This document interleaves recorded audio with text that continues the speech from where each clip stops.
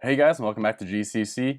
I'm Damon, and today I want to take a look at the Dell Alienware AW568 mechanical gaming keyboard that I got from Amazon for only 25 bucks. So if you were to go to Amazon right now and look at this keyboard, it'd probably be about 35 to 40 bucks, but it goes on sale pretty regularly for less than that, especially if you look on eBay. You'll find listings from Newegg and similar sites on eBay for about 25 to 30 bucks for a full mechanical keyboard with RGB LEDs and KLH brown switches, and key rollover, you know, the whole 9 yards. So I guess let's take a look at it.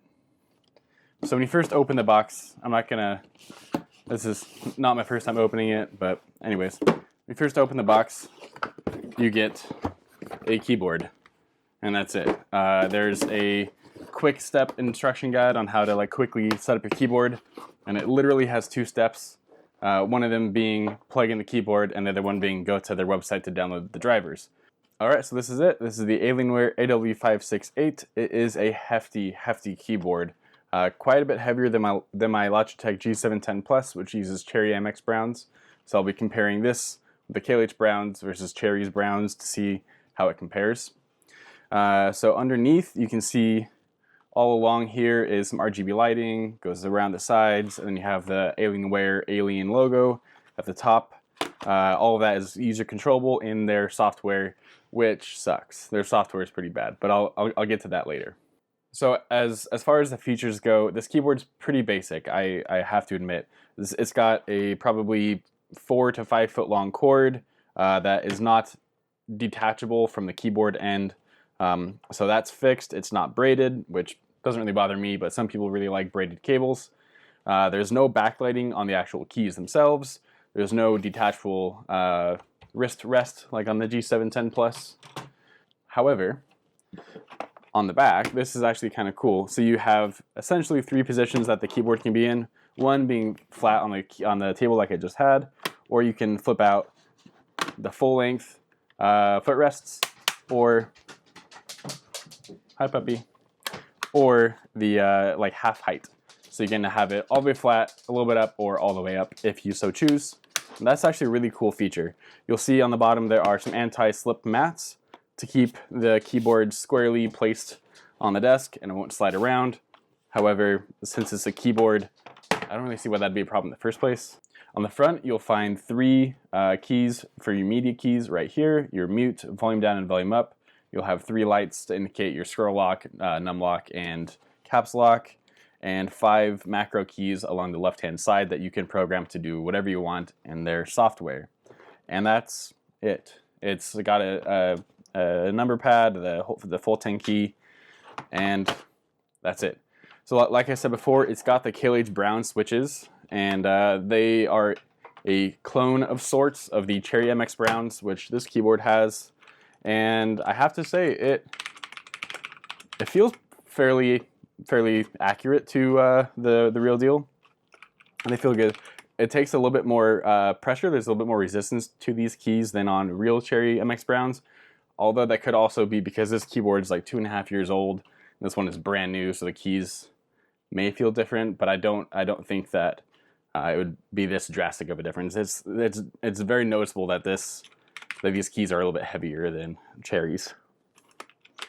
These KLH switches are a little bit louder, in fact, than the Cherry browns. So that's one thing to take note of if you're working in an office, you want to use this keyboard. Yeah, you can obviously turn off the lights and it'd be a very almost plain looking keyboard, which can be really handy. However, the keys are a little bit louder than on my Cherry keyboard. So, you know, it is what it is. I have taken off the rubber O-rings on this keyboard.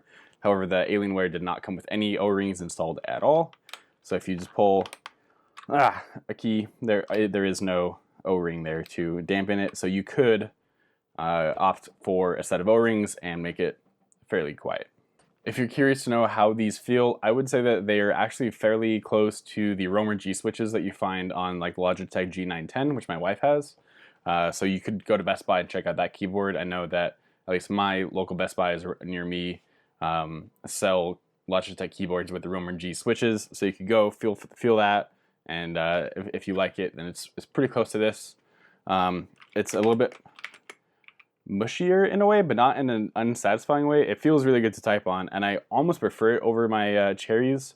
I feel like I only prefer this one because I've been using it for so long, but it feels really good. The wrist rest is just long enough to actually put the palm of my hand on, and that's perfect for me. So if you have smaller hands, it would probably fit even better on this keyboard.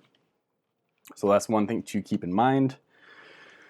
The biggest downside for me is the no backlights. I love how on this keyboard I can turn the backlights up, tone them down to all the way off if I want, or just do the WASD keys, or whatever. So that's one feature that this keyboard does not have, although it does have the kind of sexy little lighting along the bottom that you can set to be whatever color or whatever cycling preset that you want. These keycaps do feel pretty cheap, and if you take them off, you'll find that they are not double shot injected. They look like just ABS plastic. So the lettering will eventually wear off, although it looks to be standard size keycaps. I know that the G710 Plus does not use standard keycaps. The Alt keys are shorter on that keyboard, and the spacebar is longer, but this keyboard is solid. It has zero flex in the body, it's heavy, the cord is nice and thick. The keys, the switches feel great. They're rated for 50 million key presses or depresses or whatever you want to say. So I feel like for that price, if you can find it on sale like I did, this is definitely a winner. The only real drawback that I can say is the software is pretty crappy. I had to, when I first plugged in the keyboard, it auto-installed through the Windows Updater the drivers and the software, and the lighting just would not work for me. So I had to go into the software, uninstall everything, go to the actual Dell website, download the drivers and the software separately, both of those two things, the software and the drivers, and then it worked. And I haven't had any issues since, but that first first plugin and having it auto download everything and not work, and having it not work just soured me a little bit to that software.